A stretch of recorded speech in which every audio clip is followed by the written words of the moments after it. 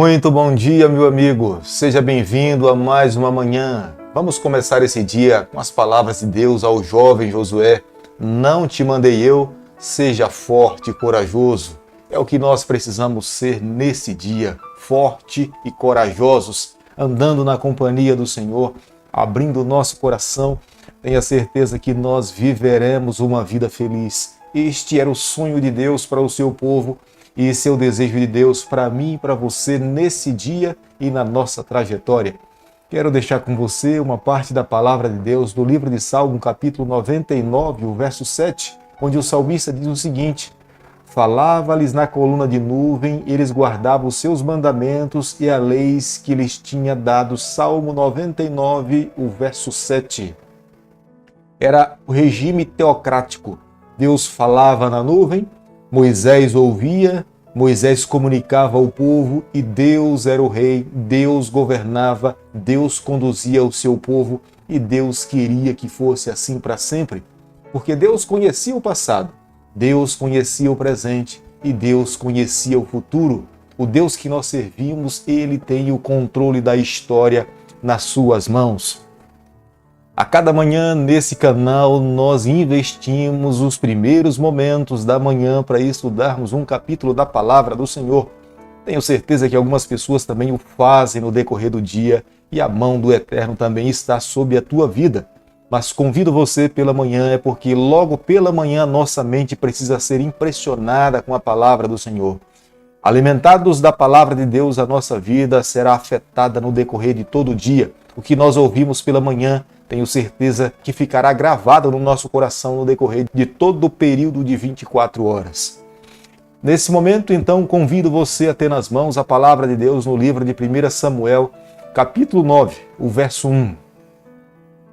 Havia um homem de Benjamim, cujo nome era Quis, filho de Abiel, filho de Zeró, filho de Becorate, filho de Afias, benjamita, homem de bens.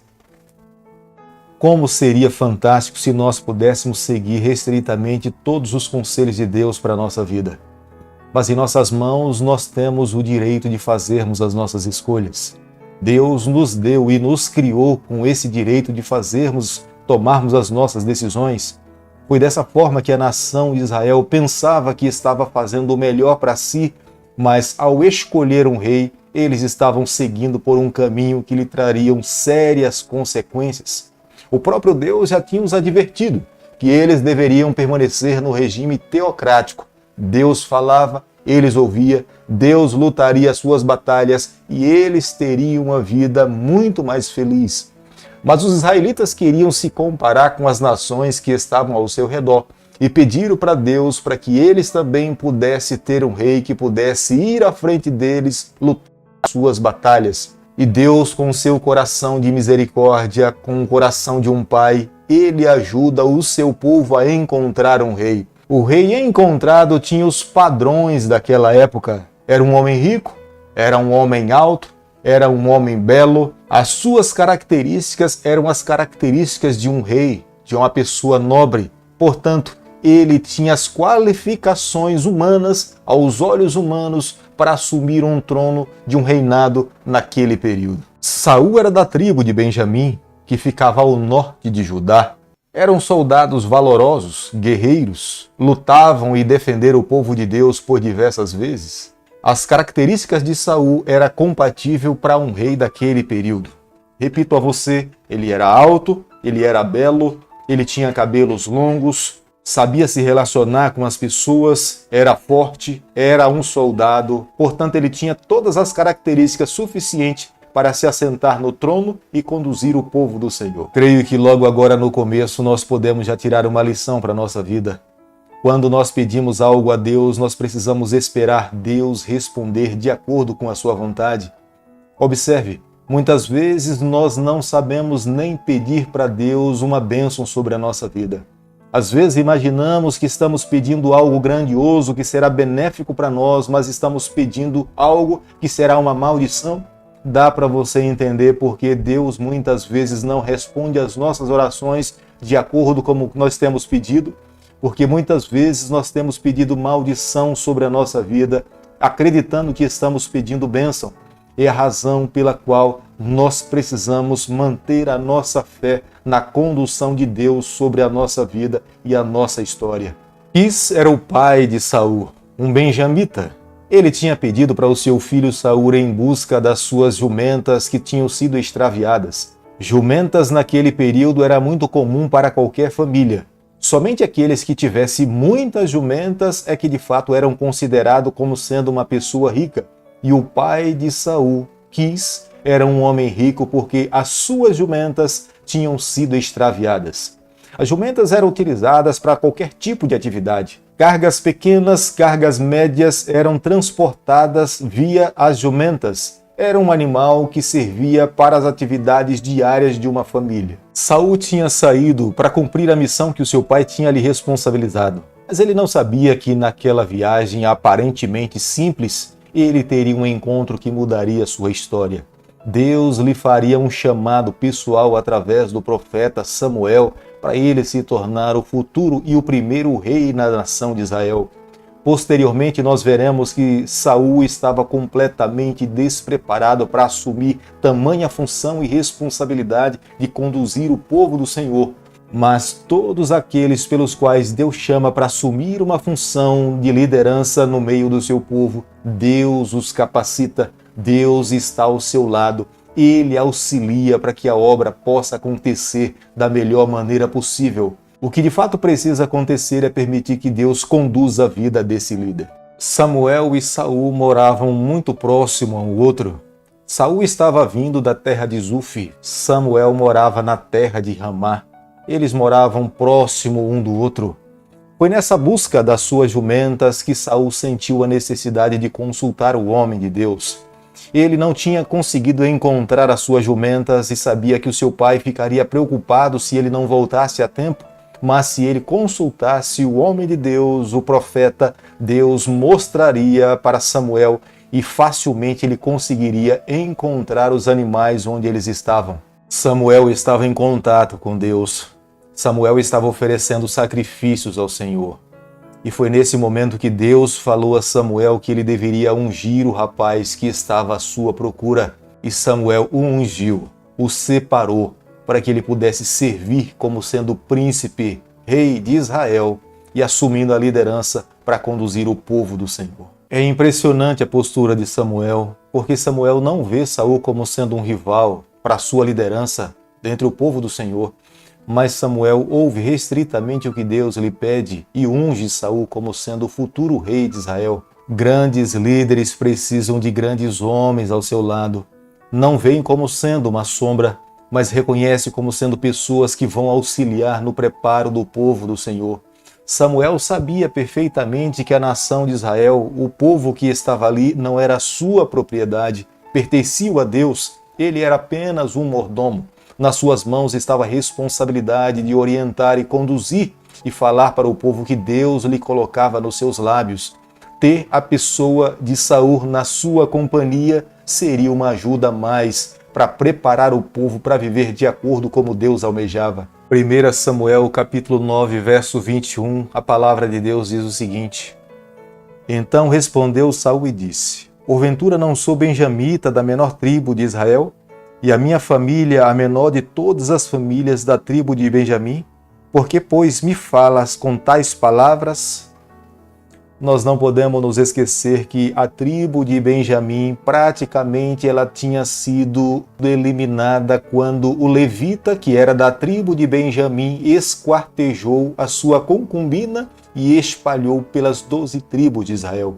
Eles ainda não tinham sido refeitos de todo aquele mal que tinha acontecido. E a imagem que Saul tinha de si mesmo era uma imagem de um homem pequeno, de um homem incapaz, de uma pessoa que ainda não tinha sido refeita depois de ter passado por traumas e dificuldades na sua vida. Esse sentimento de inferioridade, Saul teve que lutar com ele durante muito tempo da sua vida.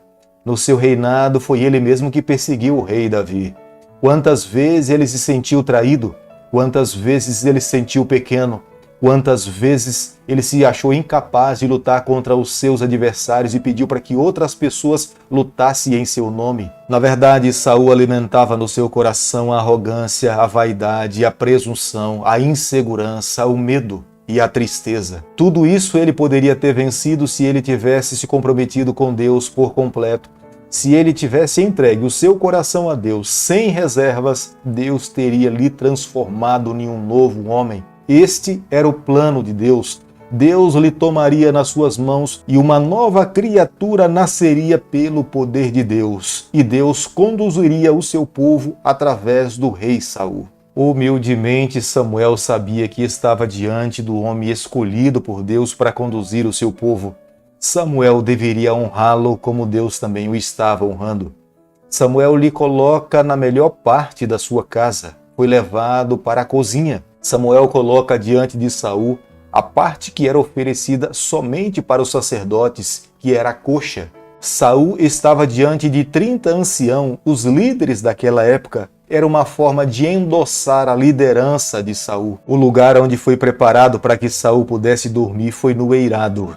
Um lugar à parte, separado, exclusivo, onde ele teria silêncio, tranquilidade para poder refletir, descansar e assumir o compromisso pelo qual Deus estava lhe chamando. Ficava muito evidente para Saul que a mudança que ele sofreria na sua vida seria drástica. Ele sairia da casa do seu pai para conduzir o povo do Senhor. De uma vida pacata, cuidando dos afazeres do seu pai, ele agora teria que se comprometer para cuidar da nação do povo de Deus e da obra do Senhor. O desejo de Deus para a vida de Saul era o convite de Deus para toda a nação de Israel. Deus queria que Saul se colocasse nas mãos de Deus sem reservas. Deus queria usá-lo por completo. Deus não queria apenas usar as mãos de Saul. Deus não queria apenas usar os pés de Saul.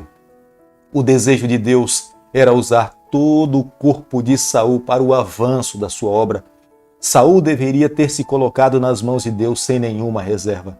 Todas as partes do seu corpo, da sua vida, do seu pensamento, ele deveria consagrar, dedicar exclusivamente para Deus. Se ele vivesse dessa forma, Saul teria reinado todos os dias da sua vida andando na presença do Senhor. Querido amigo, nessa manhã, ao chegarmos à conclusão do capítulo 9 do livro de 1 Samuel, nós precisamos chegar aos seguintes pontos. Primeiro, todos nós sofremos com a síndrome de Israel. Todos nós somos tendenciosos a escolher o que é belo.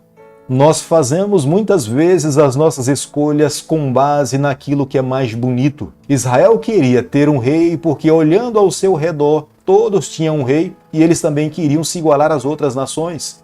E quando vão escolher o rei, querem escolher um rei conforme os padrões e os moldes da sua época.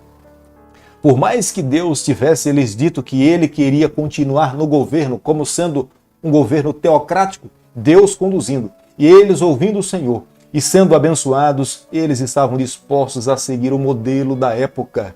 Veja que muitas vezes o nosso pedido para Deus, em vez de ser uma bênção para a nossa vida, é uma maldição.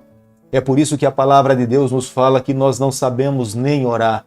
Por isso que eu quero convidar você nessa manhã. Vamos viver uma vida de dependência, de confiança no Senhor. Confie na mão do Eterno conduzindo a tua vida. Eu não sei qual é a circunstância que você está vivendo nesse momento. Não sei se é um momento difícil, não sei se é um momento de enfermidade, não sei se é um momento de separação, mas confie na mão do Eterno.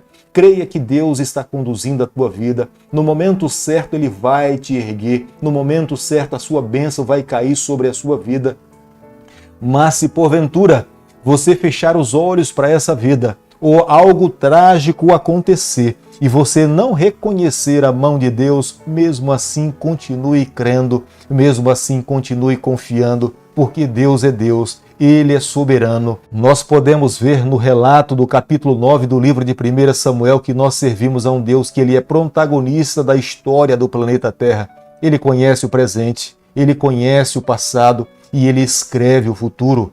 Nas suas mãos está a história do planeta Terra. Nas suas mãos se encontram as nossas vidas. Nós precisamos a cada dia crer, confiar nele, nos colocarmos nas suas mãos e descansarmos nos braços do Pai. E tenha certeza, nós viveremos uma vida feliz. Querido Pai, nas tuas mãos nessa manhã nós nos colocamos.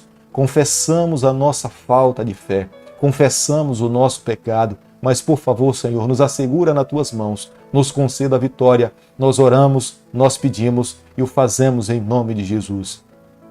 Que o Senhor te abençoe e te guarde, que Ele faça resplandecer o seu rosto sobre você, que Ele tenha misericórdia de você, que sobre você nessa manhã Ele levante o seu rosto e conceda a sua paz em nome de Jesus. Amém.